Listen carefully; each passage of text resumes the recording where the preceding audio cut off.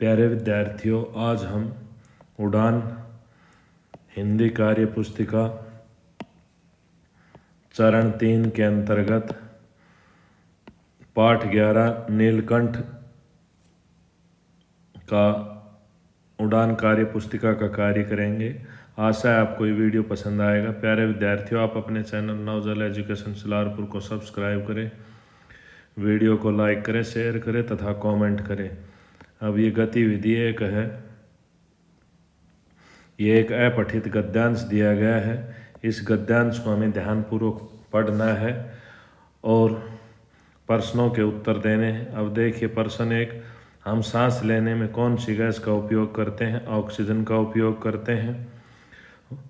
प्रश्न 2, वृक्ष हमारे जीवनदाता क्यों हैं?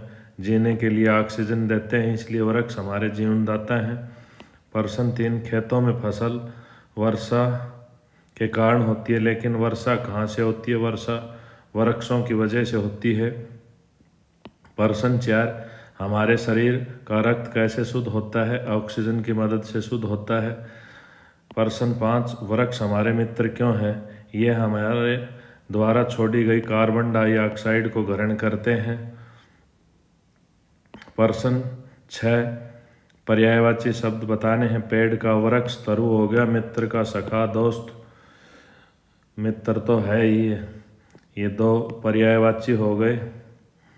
कच्चा माल में विशेषण क्या है? कच्चा विशेषण है, माल विशेष्य है। प्रश्न 8, पेड़ों से हमें क्या क्या प्राप्त होता है? ऑक्सीजन प्राप्त होती है, लकड़ी प्राप्त होती है, फल प्राप्त होते हैं, कागज प्राप्त होता है।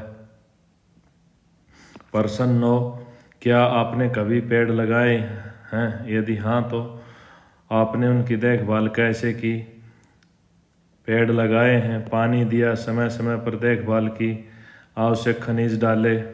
प्रश्न 10, पेड़ पौधों की सहायता से हमें कौन कौन से उद्योग धंधे कर सकते हैं? लुगदी या कागज़ का धंधा कर सकते हैं या उद्योग कर सकते हैं, फर्नीचर का कर सकते हैं, फलों का कर सकते हैं, दवाइयों का कर सकते हैं। ये गतिविधि 2 है, इसमें क्रिया की परिभाषा बताई गई है। अब ये गतिविधि 2 का पहला प्रश्न है, राधा नीलकंठ के समान नहीं नाच सकती थी। वाक्य में क्रिया शब्द छांटो, तो क्रिया शब्द नाच हो गया। प्रश्न 2, बड़े मियाँ की भाषण में दौड़ने लगी। वाक्य में दौड़ना शब्द क्या है? दौड़ना शब्द क्रिया है। प्रश्न 3, निम्नलिखित शब्दों में से क्रिया शब्द छांट कर लिखिए। बोलना, बनाना, हंसना, चलना, ये क्रिया शब्द हैं। प्रश्न 4, नीचे दिए गए वाक्यों में से क्रिया शब्द छांटे। गाऊंगा, देखा, दौड़ रहा है। अब ये क्रिया विशेषण की परिभाषा दी गई है। क्रिया की विशेषता के बारे में बताते हैं, वे शब्द क्रिया विशेषण कहलाते हैं। अब ये प्रश्न 5 में, वह मेरी हथेली पर रखे हुए भुने चने हौले हौले उठाकर खाता था। तो यहाँ हौले हौले क्रिया विशेषण शब्द का उदाहरण है।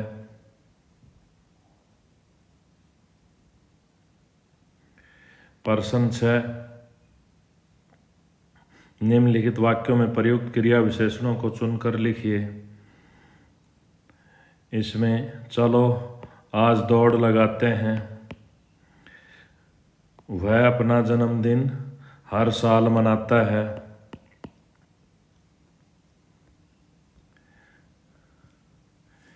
यहाँ ये काल की परिभाषा दी गई है। क्रिया के जिस रूप से कार्य के होने के समय का पता चले उसे काल कहते हैं। नीचे दिए गए वाक्यों में काल की पहचान करनी है। मोर का नाम नीलकंठ रखा गया, ये भूतकाल का उदाहरण है। सड़क पर धीरे धीरे बस चल रही है, वर्तमान काल का उदाहरण है। वर्षा ऋतु आने पर नीलकंठ अपनी पंख फैलाकर नाचेगा, भविष्य काल का उदाहरण है। अब ये उचित मिलान करना है। प्रश्न 8 में, बच्चे पढ़ रहे हैं, वर्तमान काल का उदाहरण। मैं कल दिल्ली जाऊंगी, भविष्य काल का उदाहरण। कल स्कूल की छुट्टी थी। भूतकाल का उदाहरण। पर्सन 9, निम्नलिखित वाक्यों में निर्देशानुसार परिवर्तन करके इन्हें फिर से लिखिए।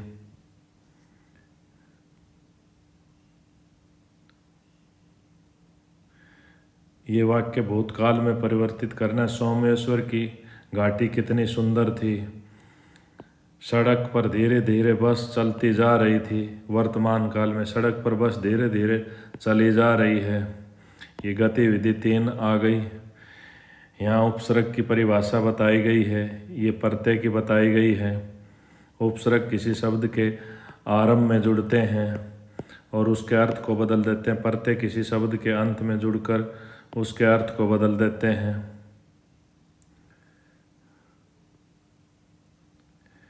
अब पर्सन 1 देखिए।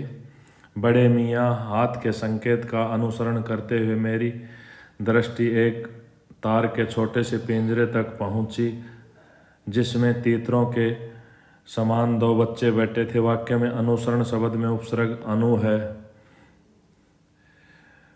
पर्सन 2 अप्रसन्न होकर मैंने कहा, मोर के क्या सुरखाब के पर लगे हैं। वाक्य में उपसर्ग व मूल शब्द छाटो। उपसर्ग अ हो जाएगा, मूल शब्द पर्सन हो जाएगा। पर्सन 3, नीचे दिए गए उपसर्गों का प्रयोग करते हुए शब्द बनाने हैं। पर उपसर्ग से प्रवाह, प्रदेश, प्रवेश हो गया। नि उपसर्ग से निशान, निपात, निडर, निहाल, नियोग हो गया।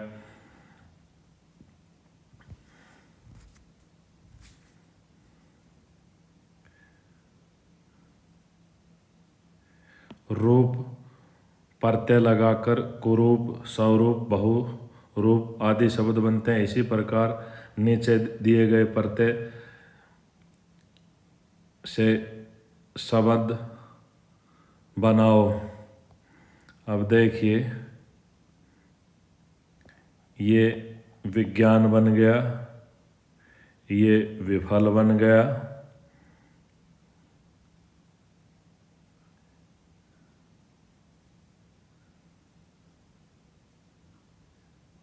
ये सुगंध बन गया, ये बेरंग बन गया।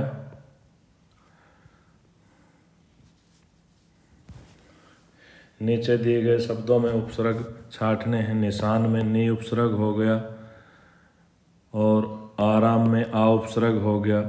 दुर्व्यवहार शब्द में कौन सा उपसर्ग प्रयुक्त हुआ है? दुर उपसर्ग प्रयुक्त हुआ है।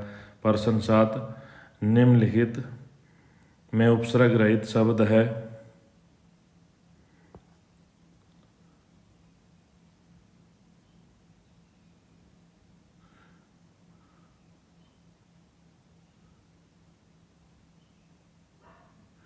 यहाँ स्वच्छ उपसर्ग रहित शब्द है। आन प्रत्यय में कौन सा शब्द बना है?